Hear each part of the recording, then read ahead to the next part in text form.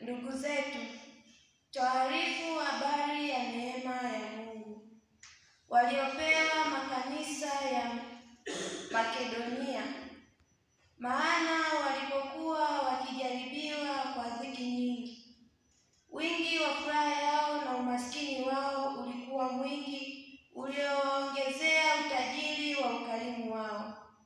Maana nawashuhudia kwamba kwa uwezo wao na zaidi ya uwezo wao, kwa hiari yao wenyewe waliotoa vitu vyao, wakituomba sana pamoja na kutusihi kwa habari ya neema hii na shirika hili la kuwahudumia watakatifu.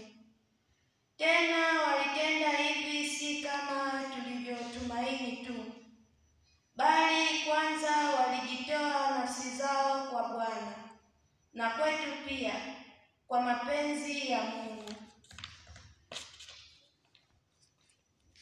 hata tukamwonya Tito kuwatimilizia neema hii kwenu kama vile yeye alivyotangulia kuianzisha.